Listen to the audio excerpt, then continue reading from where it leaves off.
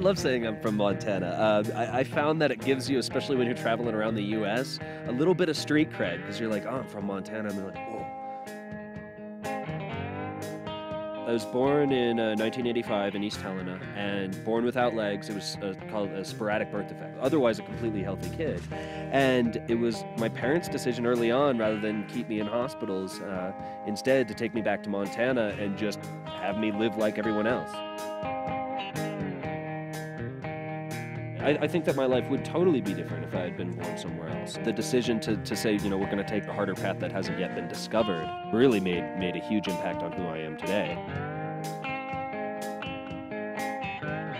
Racing on a monoski is like a hybrid between able-bodied ski racing and NASCAR. For all intents and purposes, bottom half of you is a metal robot with all of the parts and shocks included in that. The thing that was really amazing for me about X Games was just how open and accepting ESPN was about adaptive sports and bringing monoskiing in as an event. A lot of gratitude was the first feeling I had, just, you know, to have the opportunity to come out, compete in such an arena. And then the second emotion was just total fear.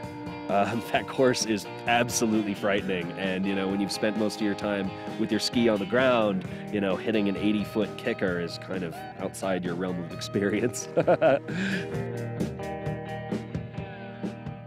When I started traveling, you know, the use of a skateboard as well as a couple other little adaptive devices that have since allowed me to travel to 27 or 28 different countries, photographing and documenting different people's reaction to a lot of these adaptive devices. That's brought a really warm reception from a lot of people, and it's kind of what launched me in a lot of ways. At a certain basic level, regardless of, you know, your social, economic, cultural, geographical background, everyone's going to stare and have that exact same knee-jerk reaction if you can crystallize the moment properly. And so chronicling those reactions as well as the stories people tell has been kind of my job for the past couple years.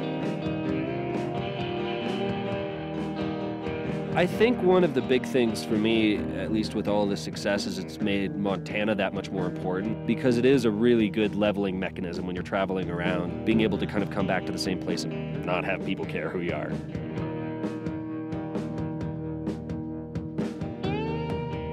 We have so much more wilderness than just the names of like Glacier, Bob Marshall, Yellowstone. You pretty much can throw a rock and have it land off a beaten trail. I just like the fact that there's always somewhere to go that hasn't yet been discovered. And that's kind of the thing I love about seeing a lot of little kids and stuff around here, is that they're running around, skiing, hiking, camping, and no idea that this is not, you know, the norm for the majority of Americans. It really wasn't until I started traveling for photography and work that I really got a sense of how unique this place is.